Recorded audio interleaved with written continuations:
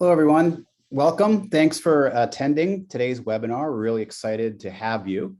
We're going to be talking today about insights management, the whole process end to end, and some of the advanced technologies and approaches that we are employing at Within3, but are also, I think, important to just talk about generally.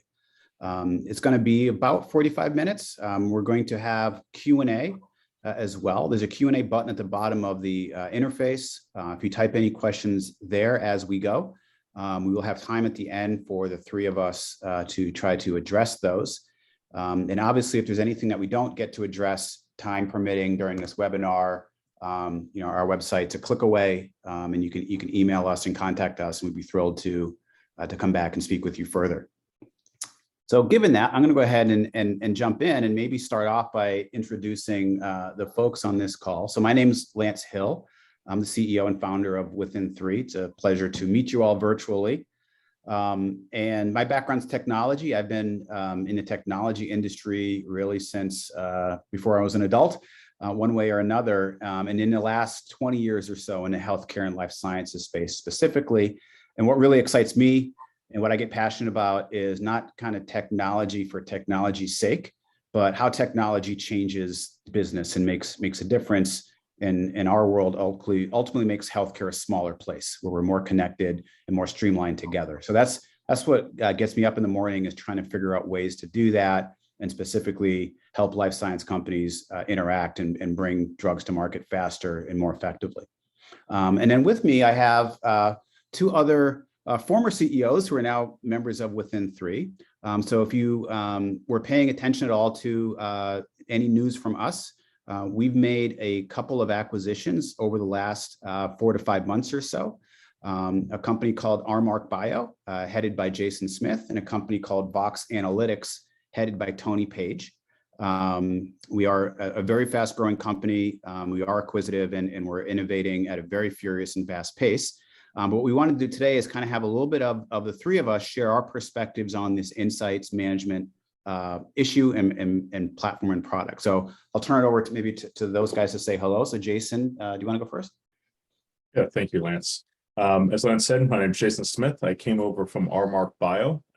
Prior to RMark Bio, I was a serial entrepreneur. I've had the ability to build a few companies in the areas of video encryption and data processing in particular. I spent some time at a small venture capital studio here in Seattle market, building and funding a variety of companies. And it was at that time that I met the co-founder of RMark, Dr. Lev Becker, who is a professor at the University of Chicago. And we really set out at RMark to use AI to break down the barriers and understand the context of what healthcare providers and research scientists were actually saying to life science companies, and be able to interpret that and turn that into actionable insights. So it wasn't just the PubMeds and the trial data, it was actually the conversations that were occurring and finding those key insights and tying that back to strategy. So with that, we're happy to be part of the broader solution now at the Within3 family, and I'll turn it over to Tony to go from there. Thanks, Jason. I think my background was also pretty typical for someone in the life science industry.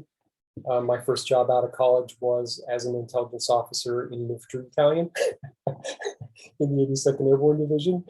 But the common thread in that job and throughout my subsequent career in the intelligence community was being told by decision makers, per today's topic, I need insights, I need them faster and better. So delivering answers to very complicated questions on very unreasonable timelines usually was kind of my job for about 60 years. And I did that first in a tactical unit and then at Defense Intelligence Agency, other major commands, overseas embassies, picked up a master's degree in strategic intelligence to kind of delve more into the really, really complex national level issues like strategic counterterrorism. But all of it was really about figuring out how to package data very quickly and efficiently to give decision makers very concise answers, just enough information to make the decisions they need to make.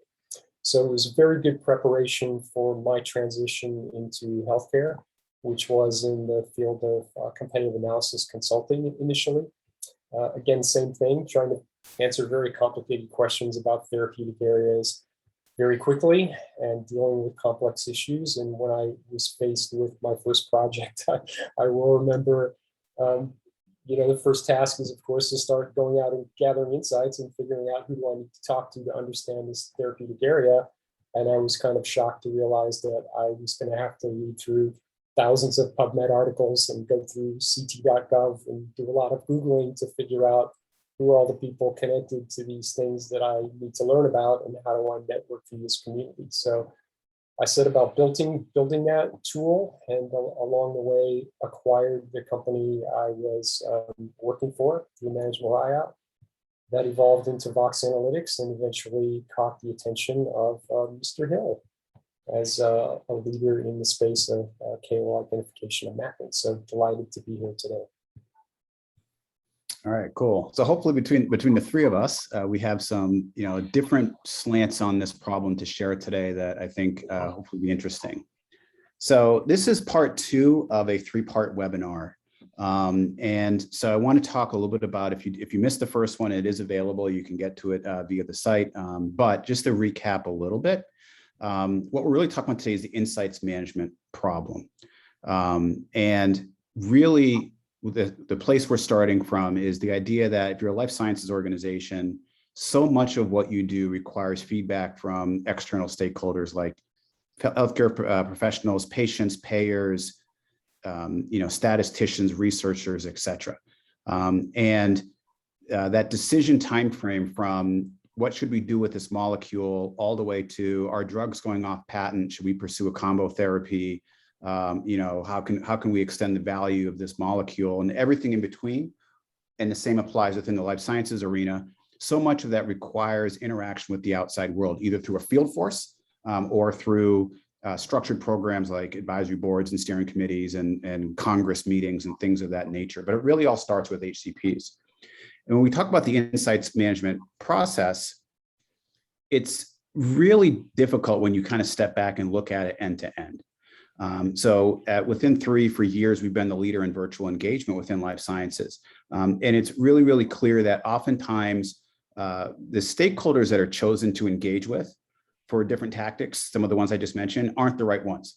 A lot of times we're engaging with who we think is important in a specific region or on a specific topic. We're engaging with folks who we think will say yes to us or maybe are easy to engage with. And oftentimes we're engaging with people who are maybe the quote unquote scientific leaders through maybe a kind of a rudimentary sort of ranking or analysis, but aren't necessarily contextually the right people to answer this set of questions or that set of specific questions. And so that can be very problematic. And companies obviously spend quite a bit of money with various vendors trying to identify who matters within a certain therapeutic area, who they should be engaging with and why. And even when those folks are identified, there's a lot of waste involved with how we engage them. So the whole mix of live meetings, one-on-one interactions, meetings at medical congresses, virtual engagement via tools like Zoom, via overtime platforms like within 3, there's a whole mix of ways we engage with them. And so oftentimes the participation is inconsistent. You may not be getting the optimal sort of responses that you're looking for. You may be getting confirmation bias on what you think you already know. So it can be very, very difficult. And then after you actually had that engagement, looking at how long it takes to turn that set of data into insights. So if you're getting information from the field force, maybe it's being logged into a CRM system and going into call notes, and you're trying to understand and surface that under some periodic set of time. Maybe you're running things like advisory boards and you're getting at the end some sort of notes or transcripts or readouts from the meetings. And then you're trying to translate that from kind of comments into so what? What does this actually mean? What questions does this answer? What should we do? And that can often take a long time. And a lot of times what happens is those insights are then siloed across the organization. So it may be that the questions that I have in my region are the same questions that are happening in another region around the world, or the feedback I'm looking for was already partially, we've started to get it from different parts of the organization, but because the information is siloed, this isn't really necessarily consistent across organizations, you can feel kind of like on an island. And so a lot of the value of the insights that get generated through all these touches with outside customers don't really surface in a way that's immediately accessible, searchable, in context to decision makers. And so taken all together, this is really a time-consuming, costly, and kind of inefficient process. Each time through this, if you think about, I'm trying to answer a strategic question, can take months, not weeks. It can, that time delay or time lag means that oftentimes by the time you get the information you're looking for, you've already had to make the decisions that you needed the information to make, and now you're looking at the information a little bit more as confirmation of what you've done or not done. There's multiple vendors involved in this picture from the left to the right, both services and software and different regions around the world. So it's very fragmented. And so when you look at this overall end to end, what you really have is a very costly process. It's very time consuming. It's critical to the business. And it's not been solved as one holistic view. And so we call this problem the insight gap. This idea that if you look at your insight process as a single process, as opposed to I have a KOL ID step and a this step and a this step and a this step, and they're all disconnected and isolated from each other to kind of get to the end, you really step back from the forest for the trees, and you see something that really is screaming for new ways and new innovation. This process should happen in days or weeks, not months. It should be turnkey, and the results of this process should be available to anyone who needs them in context when they need them. That's really what should happen here. And that's really what we're trying to talk about today, is how to move from the status quo, which is time consuming, costly, and inefficient, to employing recent technology to really change and turn this process around. So before we jump into talking about how one does that and some of the things that we're doing at Within 3 to innovate around this, I wanted to start off with a poll question. So you think about that process that I just showed. We asked the same poll question in the last webinar. I want to ask it again here. What's the biggest challenge that you have when seeking market insights as an organization, or as a team, if you're at a business team level? So we'll give people, the poll should have popped up. We'll give people a few seconds to go ahead and answer that poll. And then we'll go ahead and take a look.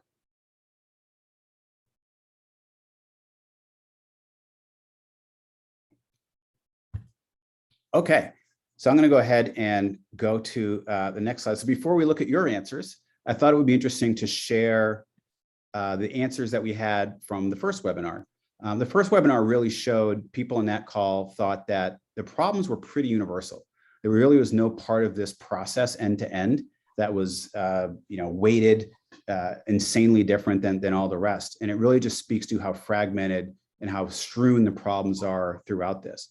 If you could go ahead and put up what the folks in this call thought, that would be great. Wow. And you see a very similar distribution. Yeah, which makes it a hard problem to solve, right?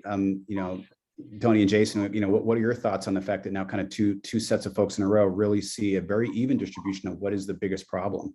Yeah, I'm quite pleasantly surprised that it still spans the entire breadth of the insight process, because that is, to me, the most important thing, that there are inefficiencies from start to finish in that insight process. And people are kind of recognizing that, I think, in their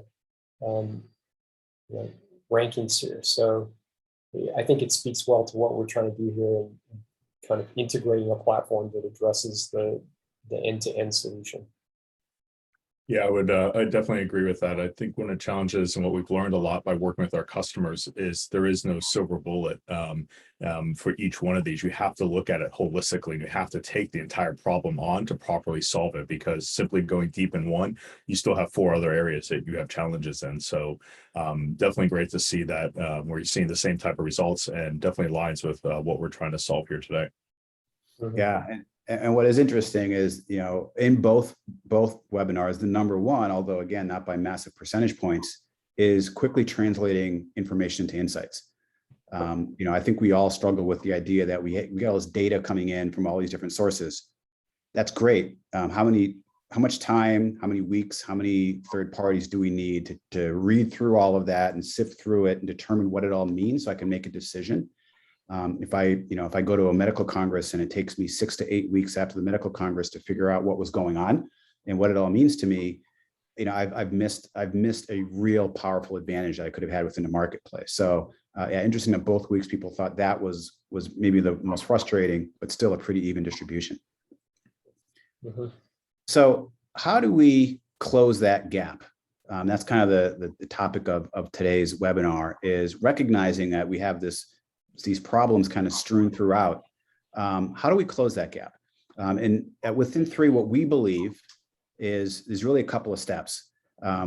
One is what Jason just said, which is recognizing that this isn't a problem with your KOL ID vendor or your webinar producer vendor or your strategic consultant analyzing data from your CRM.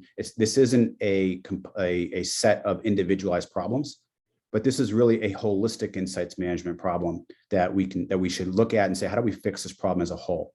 Because if we can fix it as a whole, we can drive very, very disruptive benefits within the organization and become very, very strategic. So that's step 1.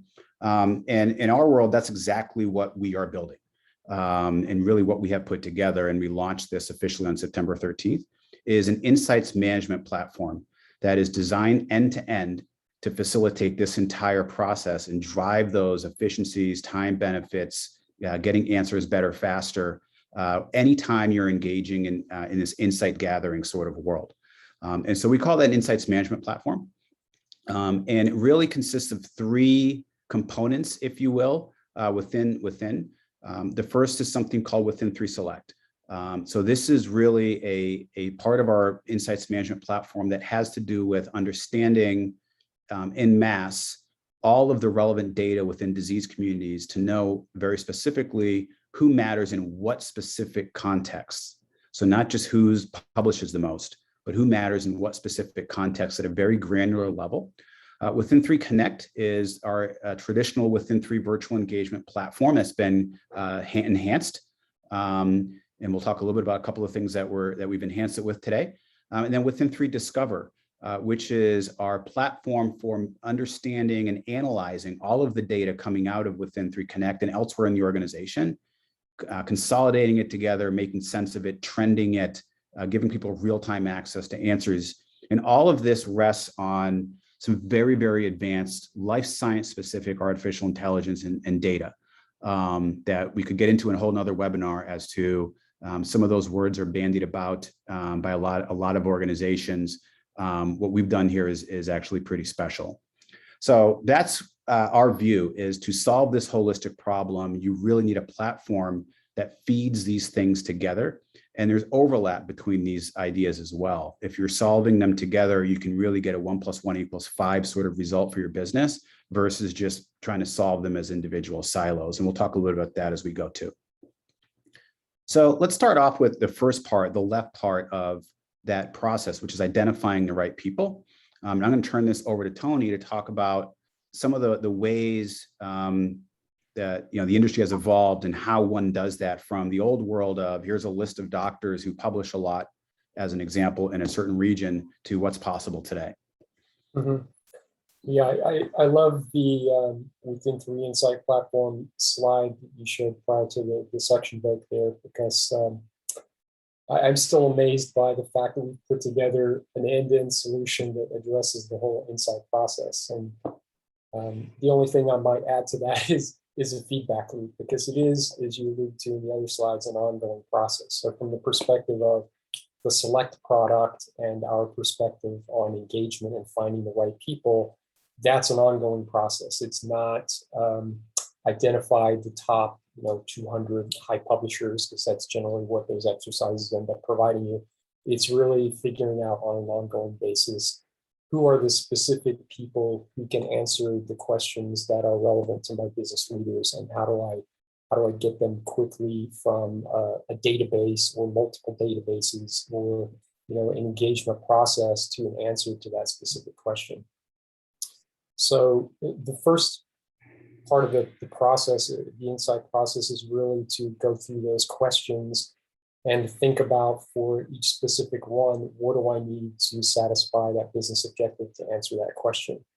You have to pull together enough information to really understand the problem and make a decision you can be confident in. So there's multiple obstacles to doing that efficiently. And what we're trying to do is kind of solve that, as we'll talk about. But if you just take a couple of these as an example, where do I put my clinical trial site?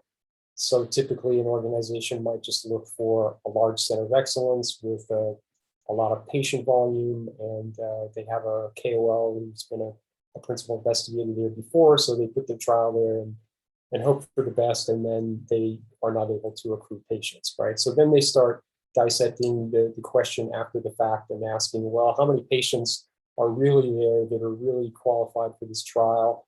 Are they all diagnosed? What are the potential patients? What HCPs are seeing them? What does that referral network look like around that center? Who are the KOLs and maybe digital influencers or community activists who can direct patients into the trial? And are there maybe competing trials that are pulling patients away? Right. Suddenly, when you have problems, there's a lot of other questions that you then try and start to figure out to address the problem and fix it. In other cases, it's more straightforward in a sense. If you want to learn about something, then the question is, who do I go to answer that question? But again, that's not as simple as it seems on the surface, because a lot of times traditionally the answer would be, well, I go to my KOL list. I have 200 KOLs who know everything, and we'll just ask them for their opinion. But those top people are not necessarily the right people for the specific question in front of you. So what you really need to do is figure out who are the people who are best connected to that very specific topic or activity or institution or whatever is at the core of this question that you can engage, that will bring you the insights you need to answer that effectively. So what we've created with the Select product is a tool that brings together all the critical elements to get you to an answer as quickly and efficiently as possible. And the first component of that is, of course, data. So you have to look at the scientific data. You have to look at transparency data to figure out who's working with what companies, the treatment data to figure out who's working with your patients, which KOLs are seeing patients. And then looking, of course, these days, you have to look at what's happening in social media. How are these people connecting online to shape the conversation about your specific disease community? So the important thing we do here is bring together all of that data into one cohesive data set that is centered on the people who are part of that community. And we do that using network analytics to package and sort and organize that data around the people and the activities that are typically the focus of engagement strategy. The other key component that we bring here to the solution is something that is absolutely essential, which is the human element, because oftentimes with every client, there are situations where users don't have the expertise with the data, or they haven't had time to quite figure out how to navigate the data in the platform. They don't know what the best practices are for answering specific questions, or they simply sometimes just don't have time. So it's critical to have that human component that can actually go and look at the data, knowing the best practices, get what the customer needs, and provide it to them, and even engage with them on a proactive basis to make sure we understand what is on your timeline, what's coming up, ad boards, conferences, whatever it is, to make sure we're kind of proactively pushing data to them. So we bundled all of those things into one solution to get clients, again, as quickly as possible from a question to an answer that they can act on. And going back to the survey just for a second, just to comment on the number one thing in both surveys was, how quickly do I get to the actionable insight, right? So I think we're on the money here as far as what we're trying to do in speeding up that critical part of the process, because it's all about getting to the answers. So to go a little bit more into the network analytics component, we already mentioned that one of the things we do up front is use network analytics to really define the disease community and who is really part of that community from the perspective of who's involved in the research, who's treating the patients, how are all those people connected around different activities that clients care about, so that when we present that in our intuitive, user-friendly platform, a lot of the views and answers are already largely there. We've carried through analytics the data a long distance towards answers already, because it's very disease specific and very answer specific, so to speak. So the other thing we do with the network analytics is we literally map, clients often have in their RFPs, can you show us the peer influence of a KOL? And what that typically means is, a table that shows that Dr. Smith has collaborated with these 20, 30, 40, however many individuals through his publications. That to us is not network analytics. That's, I don't want to put a label on it, but what we call network analytics is literally mapping every single person who is part of the disease community, including all the researchers, HCPs, and showing literally every single connection between all of those people, so that we understand not only who has experience as an individual on a specific topic or treats a certain type of patient, but where they fit in the context of that community, in the structure of that community, so that strategically we can see what that community looks like and what kind of different subcommunities it's composed of. But you can also, in a very actionable way, drill into that data to figure out who is involved in the specific scientific collaborations I'm interested in around a topic. So if I'm looking at wanting to learn more about cataplexy in pediatric patients, in a traditional database, you would go in and look for individuals who have some experience with that topic as indicated in a publication or some other data element attached to that individual. What we can do is also look at that network and say, well, here's 10, 20 people who have collaborated over and over again on that exact topic. So they're not only deeply, have deep expertise on an individual level, they are super well networked around that topic because they know everybody else who's involved in that topic. So then when you engage those people, which we call those work circles, by the way, up there in the upper left, when you engage those people, you're not only tapping their individual knowledge for insights, you're tapping into that entire peer network that they're part of.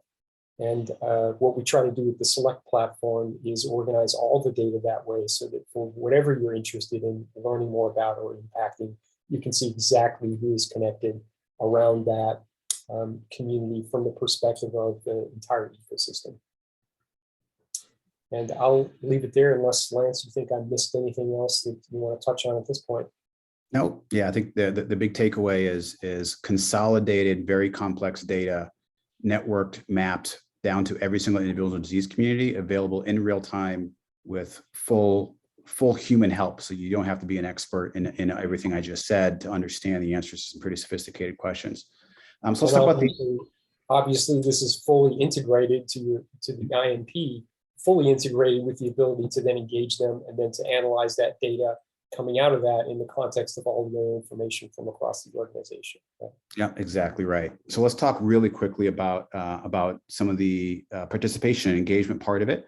I think anybody who's ever seen anything around Within3 will understand that what we really do well is virtual engagement historically.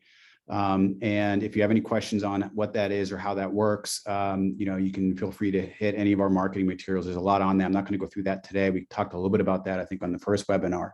But one thing that I did just want to cover is a couple of things in this particular space, and then give Jason's kind of the floor. First of all, the Anytime Engagement platform, which is not the virtual Zoom meeting like we're having right now, but the idea where you open up an online space, kind of like an online university area, and that's open for a few days or a couple of weeks. And there's content and interaction and a plan for how that unfolds over time. That sort of engagement is really, really powerful for insight gathering specifically. And I just want to talk a little bit about why that is. And it really falls into four broad categories as to why, when you look at this process as a whole, an asynchronous approach to engaging stakeholders is actually faster and more efficient in mass, and even in addition to looking at it per project. So the first, and just picking a couple of these, it's just easier to convene the right people asynchronously.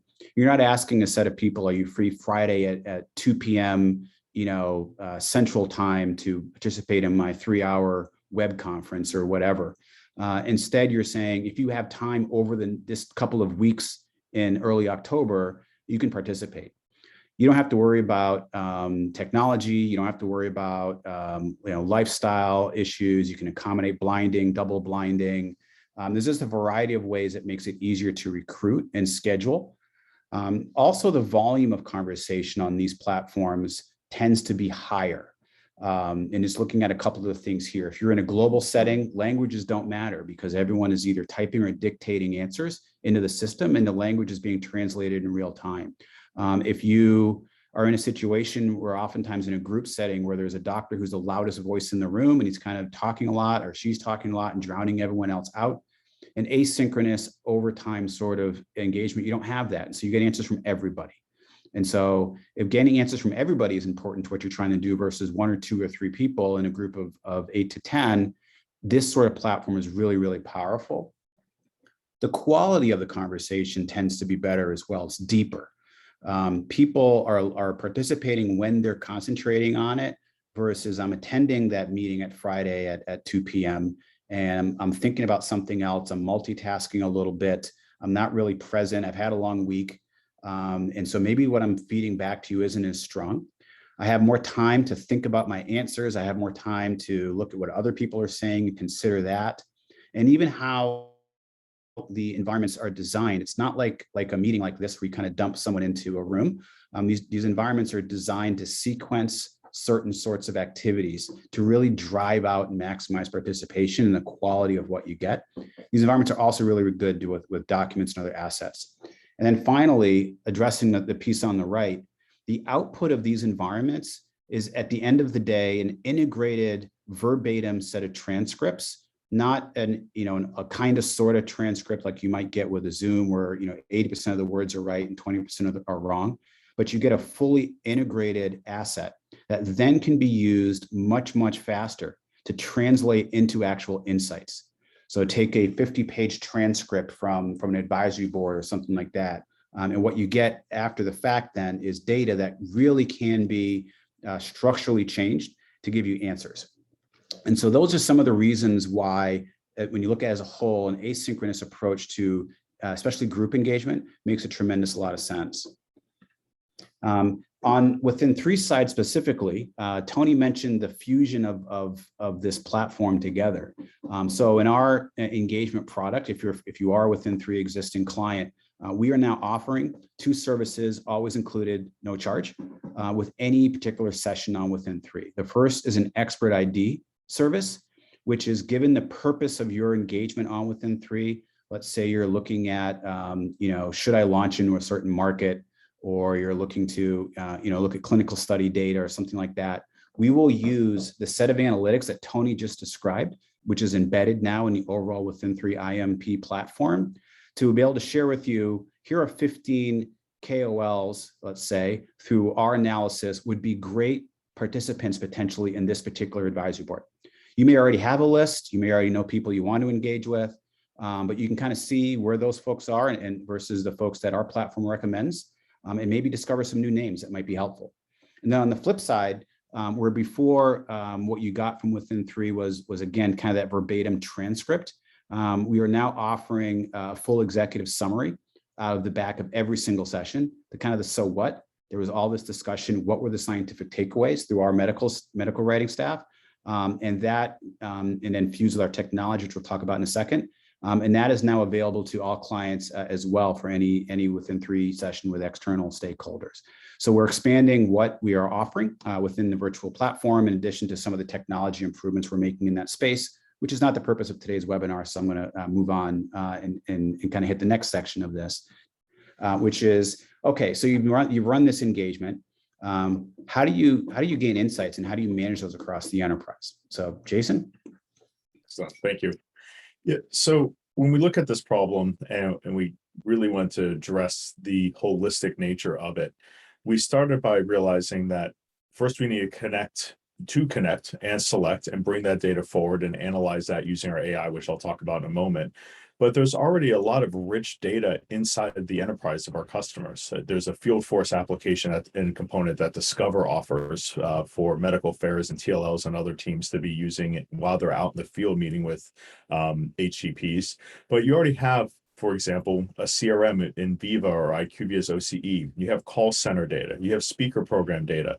So what Discover is designed to do is really designed to sit across the existing products in the suite within Within3 and look across the data that's coming in from all these different activities, but also look across your existing enterprise and help you pull out that data and analyze that to really have a clear understanding of what are the insights coming from all these various data sources that I can then take action on, and then most importantly, measure the outcome. How do you know you're being successful? Where do you look to say we're moving the needle, we're moving the conversation because we've evaluated all this data and we don't have a data gap, and we can report that out. That's really what Discover aims to solve. Next slide, please. So I'll talk a little bit about how we work. As I said, we sit across, so we connect into the Discover, Connect, and even the Select applications to pull that data through. We also sit across all available public data sources. So not just from our Select powered data connectors of the data to identify those individuals, we're actually analyzing all the data through our natural language processing to understand what are the scientific trends occurring independent of individuals. From publications, from congresses, from social media, from clinical trials, because that triangulation really helps you to empower the Select side of where to go and where is the science occurring and who are those scientific experts maybe outside the reputation. And then lastly, as I said, the internal connector. So we have a variety of data connectors that we've built that automatically deploy and plug into your existing enterprise solutions, into your CRMs, into your call centers, into your speaker program data, even in with your enterprise data lakes is a very common integration where this data may reside that we can pull through and analyze that using our AI. Part of the work that we do is we work with your compliance and data teams to process that. Very often we work hand in hand with the cleaning and the parsing of the data and then kind of the reassembly for how to report it out with global compliance teams. So we're very well versed in how to understand the differences between the Asian markets and GDPR in EU, CCP in California, even complexities in Russia and other areas where we need to process data a little differently, but we still want those valuable insights out of that. Then, for example, when we talk about free text observations and insights, and we pull that through, we've trained and built our natural language processing on this. When we started RMark, we took a very different approach, and now we've applied that to a broader data set, now the part of Within3 of let's not build generic natural language processing. Let's work hand in hand with our early customers and really understand the anatomy and complexity of an insight that's captured in the field in free text so that we could train different models, which I'll discuss in a moment, to parse that data and really deliver the value that you need to pull out of that. So it's not just a general, this is the topic, it's this is the topic, here's what they feel about it, and here's why. So we run that through our natural language processing, and then we deliver that to you through the Discover application, which can again be for the home office reporting or the field teams out there, so they have that actual insight at the fingertips through both web and iOS, and then also our API so that we're empowering Select and Connect and every other product of the Within3 ecosystem with that same intelligence and data that you need to make those decisions in real time. 3 areas of NLP. I'm happy to go and talk about this. As Lance said, we can do a whole nother session on AI and the different approaches, but there's 3 areas I want to talk on today that really differentiate us when we think about how we've trained our models at Within3 to deliver that action. So concept identification. This is looking, I like to say it's looking beyond the text. We can all write parsers of text that can read it and say, we solved this term, we read this, but that often doesn't help tell you the broader story of what's happening. So concept identification is a really important part of this, to look a little beyond the text and understand that when you see certain terms like children and a parent and sister, brother, that really relates to a family. And that concept of family can be very important to drive a broader understanding of how customers and patients and other folks are actually looking at your messaging and your scientific output. Aspect identification. This is really getting to the point of what is the key topic of a bit of free text. Like, what are we really getting at? Is it about the family, or is it about the child and being sick? We want to be able to parse that out so that you have two different views of this. And lastly, sentiment analysis. What is the feeling around that, right? How do you look at sentiment en masse around? You have hundreds of, if you're a medical affairs team, you have hundreds of MSLs out in the field globally. They're all asking similar questions as the product gets ready to go to market, and you're hearing the same thing over.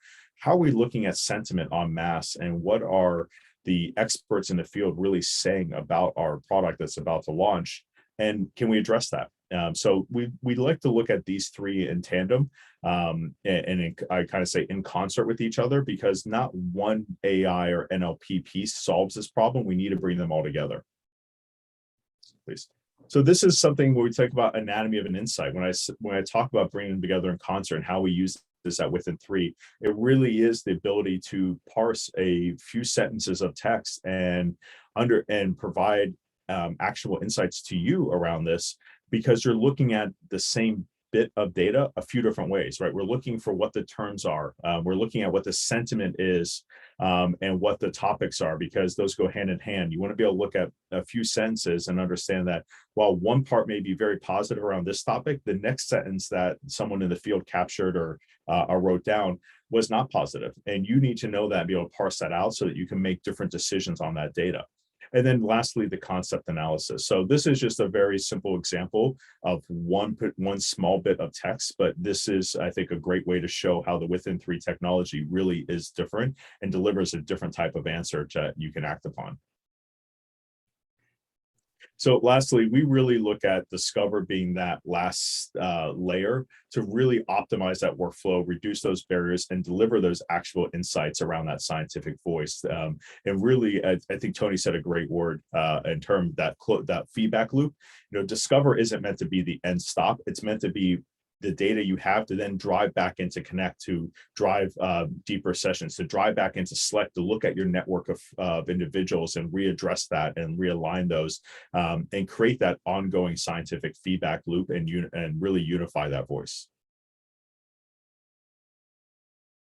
All right, so we're up against time. I want to make a couple of comments and take a couple of questions as well that were coming through the QA channel. So first of all, what we're trying to do at Within 3 is drive a holistic platform that can really revolutionize this process end to end, as we've been talking about. It's not about one of these products, but it's about, if you have a very robust understanding of who in the marketplace matters, and that is integrated with ability to engage those folks in a powerful way, and all the insights from those are integrated into a single searchable repository that is applying advanced AI and analytics on top of it to let you understand trends and what's happening in different regions, and what sorts of insights have been associated with what physicians over time, and how does that track back and forth. That really begins to solve this problem end to end and share off a lot of time. So that's what we're doing Within 3. I think the next webinar, we're going to get a little bit deeper into the technology itself, so you can see more specifically how the technology works that does some of these things. But let me go ahead and look at some questions. The first one I think is that I saw come through was, two of the other problems not listed in our poll was compliance, complexity, and comprehensive knowledge and management and sharing. The second one of those really is what Discover does as well. So what Discover is not just that analysis that Jason showed on a particular bit of free text. It's that analysis across thousands or tens of thousands or hundreds of thousands of pieces of free text across the enterprise, rolled up, grouped together, and delivered back, so that you can see en masse across a broad organization what is trending, what concepts are rising to the top, what's happening regionally. That's really what the Discover product is that. On the compliance side, a big issue for compliance teams is because when you look at this problem in a fragmented fashion, every single team is bringing a different methodology of who they've selected to engage. They're bringing a different vendor set. They're bringing kind of a different set of engagement solutions or platforms, et cetera. And so it forces compliance teams where they have to kind of evaluate everything one by one because the standardization isn't there. They can't rely on the platform itself enforcing certain compliance rules. And so therefore everything gets really bogged down and slow. But if you conversely, if you have a single platform and a single set of standards for a lot of these processes that are within this picture, it vastly speeds the compliance picture also. So I think compliance is a little bit reacting to the fragmented nature of the status quo and having to do manual assessments and put timelines that reflect that, as opposed to streamlining this through. So I'm going to ask another question. I'll kick this one over to Tony. So for clinical trials, we rely on CROs to identify principal investigators based on scientific publications, past trial performance, professional networks, regulatory inspections. How can you help us rank these people so we can decide who to engage? And I'll even add on to that, is that the way you would approach quote unquote ranking or deciding based on those factors, Tony? Well, I mean, CROs have a wealth of experience with trial sites that is great to integrate, but that's a question that we've dealt with a number of times. I've also worked as part of a CRO, so I know what that data looks like, and it's basically a very long, useful, but very long spreadsheet, right? It doesn't give you a relational context, as we were talking about briefly in my example in the discussion. So when you look at, the way we would address that is take that list of investigators coming from the CRO and simply map them against the community that we have in our data set. And then you would see exactly where those people are, who they're connected to, and we would generate network influence maps based on what are their relationships in that community, what are their relationships to referring physicians. We can model that all kinds of different ways, but we can re-rank those individuals in the context of their connections to that community and to specific things that are relevant to clinical trials. So it's again, taking kind of, and it's what we're doing with a lot of this data is taking a silo of data and a specific set of very useful data, but then putting it in the context of how that entire ecosystem works. So you can then prioritize and rank based on very actionable relationships. Did I answer the question? I hope so. I'm sure we'll hear follow-up if not. So, and I'm just looking at the time. So I think we are a bit over. Hopefully this has been interesting and educational. I do want to let everyone know our next webinar will be in beginning of November. Our intent in that webinar is to go a bit deeper into some of the technologies and approaches that are underneath, especially what Tony and Jason were talking about here today, and how that feeds together in kind of a single platform. So we'll be on the lookout for that on a social media outlet near you, or in other ways coming from our marketing team. And again, we're pretty excited. There is an immense opportunity to greatly improve how organizations are conducting interactions with their stakeholders and pulling it all the way through so they can understand, so what? I've done that. Now, what do I do with that and why? How do I know it's right? And how does that change from what it looked like last year? All of that problem, I think, with modern technology is available to be solved. And I think we are really excited about trying to solve it. So thank you very much for your time. I look forward to seeing you all on November 2nd. Have a great day. Thanks, Tony and Jason. Really appreciate it. Pleasure. Thank you. All right. Bye, everyone.